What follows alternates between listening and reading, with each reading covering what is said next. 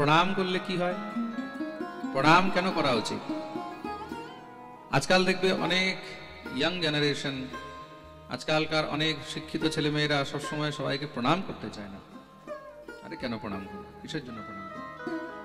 প্রণাম করলে লাভ কি এটা বুঝতে হবে। আপনি যখন কাউকে প্রণাম করছেন, প্রণাম করা মানে আপনি তার সমক্ষে নিজেকে সমর্পণ করছেন, তাকে সম্মান দিচ্ছেন। আর যখন আপনি কারোর সম্মুখে নিজেকে সমর্পণ করছেন, সম্মান দিচ্ছেন, তখন কি হয়? তার মুখ থেকে সহজেই তোমার জন্য আশীর্বাদ বেরোয়। কি বেরোয়? আপনি যদি শত্রুকেও প্রণাম করেন তবুও তার মুখ থেকে আশীর্বাদই বেরোবে। এটা বলবে না যে তুমি মরে যাও, বলবে।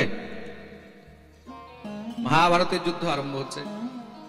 যুদ্ধের পূর্বে ভগবান যুধিষ্ঠিরের দিকে তাকালেন।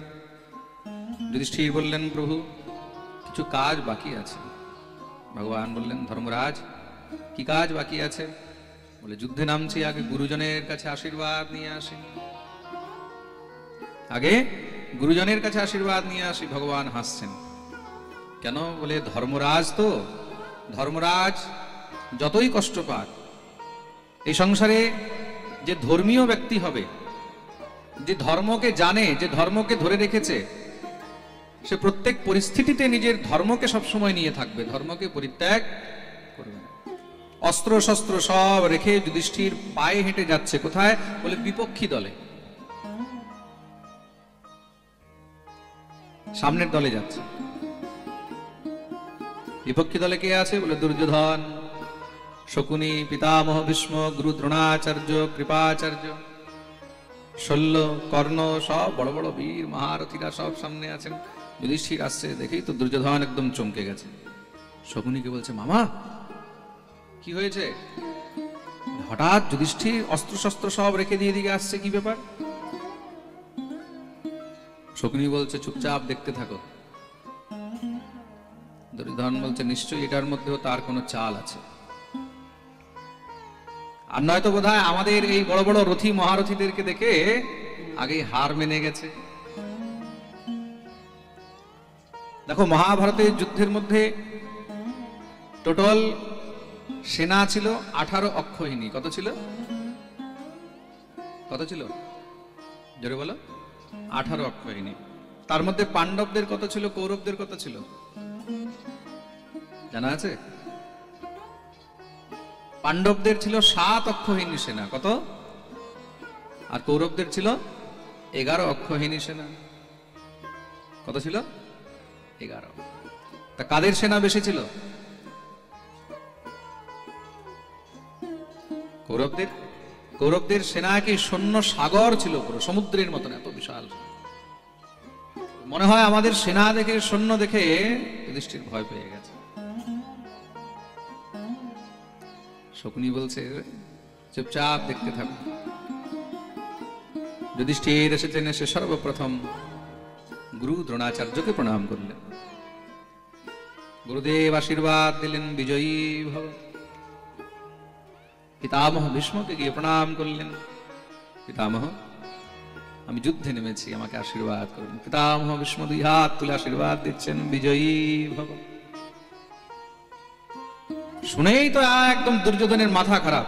মামা দেখলেন, আমাদের পক্ষে দাঁড়িয়ে, আমাদের পক্ষ হয়ে যুদ্ধ করবে, আর এরা আমার শত্রুকে, যুধিষ্ঠিরকে আশীর্বাদ দিচ্ছে, বিজয়ী ভব। শকুনি বলছে, চুপচাপ থাক। যুধিষ্ঠির মামা শকুনির কাছে এসে শকুনিকে প্রণাম করলেন, মামা প্রণাম। শকুনিও বলছে, বিজয়ী ভব। শুনেই তো দুর্যোধনের একদম মেজাজ গরম হয়ে গেছে। যুধিষ্ঠির চলে গেলেন নিজের শিবিরে। মামা তুমি আমার সঙ্গে বিশ্বাসঘাতকতা করছো, আমার মামা হয়ে তুমি তাকে আশীর্বাদ দিচ্ছ। আজ শকুনি দুর্যোধনকে বললেন, আরে এই মূর্খ, সে শত্রুপক্ষে থেকেও, আমার আপন ভাগিনা না হয়েও সে এসে আগে আমাকে প্রণাম করছে, আর তুই দুষ্ট একবার নিজের মামাকে প্রণাম করেছিস? এই সংসারে যে নত হয় সে কিছু না কিছু সবসময় পেয়েই থাকে। তার জন্য বলেছে, বিদ্যা দদাতি বিনয়ম বিনয়াত ইয়াতি পাত্রতাম, পাত্রত্বাৎ ধনমাপ্নোতি ধনাৎ ধর্মঃ ততঃ সুখম। বিদ্যা কিসের জন্য? শিক্ষা কিসের জন্য? শিক্ষা অর্জন করে, বিদ্যা অর্জন করে তুমি যদি নত হতেই না শিখলে, তোমার মধ্যে যদি বিনম্রতাই না আসলো, তার মানে শিক্ষা, এই বিদ্যা তোমার কোনো কাজের নাই। বিদ্যা দদাতি বিনয়ম, বিদ্যা দিয়ে কি হয়? বিনম্রতা আসে। আর যখন তোমার মধ্যে বিনম্রতা আসবে, তখনই তোমার মধ্যে পাত্রতা আসবে। আর যখন তোমার মধ্যে পাত্রতা আসবে, তখনই তুমি সংসারের মধ্যে নাম করতে পারবে। প্রেম সে বলো।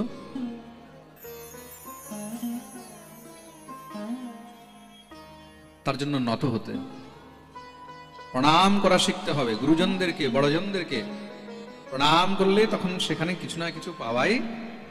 আর ভগবানের লীলার মধ্যে কোনো সময় মনে কোনো সংশয় রাখতে নেই। প্রেম সে বলো রাধে। মনে রাখবে, ভগবান যে নিজের লীলার মধ্যে কখন কি করবেন সেটা একমাত্র ভগবানই জানেন।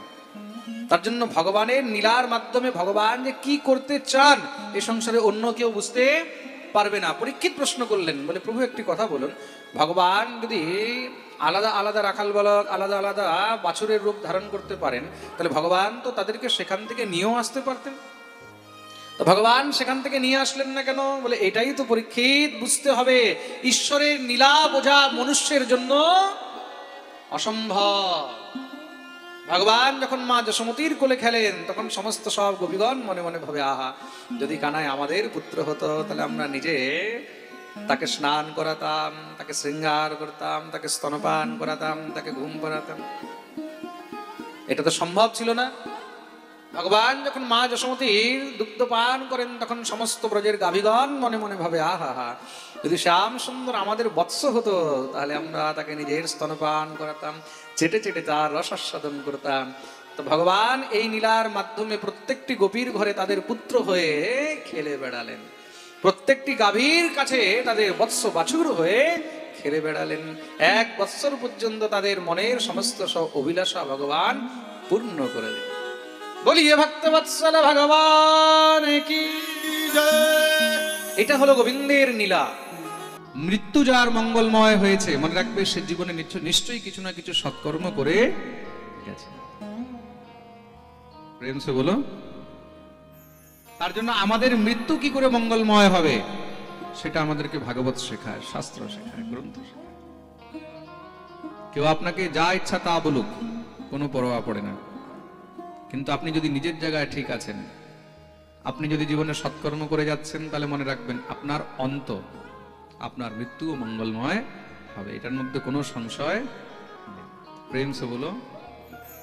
বলো না আরো জোরে। যশ আলাদা বস্তু, আর তার সঙ্গে অর্থ আলাদা বস্তু। অনেক সময় দেখবে অনেকের কপালে যশ থাকে কিন্তু অর্থ থাকে না।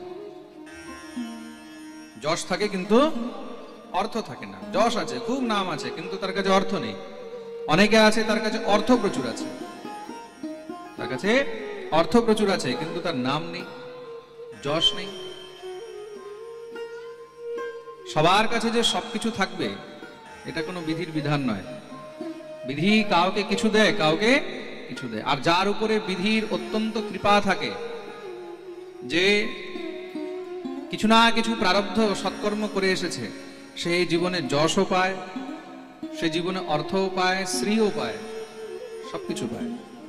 প্রেম সে বলো। এই সংসারে যা কিছু সব ভগবত কৃপা। সংসারের মধ্যে সুখের মানে কি? সুখের মানে হলো গৃহাসক্ত। তুমি মুক্তি থেকে দূর হয়ে গেলে, জীবনের আনন্দ থেকে দূরে হয়ে গেলে। তোমার মতন ভাগ্যবান কে আছে?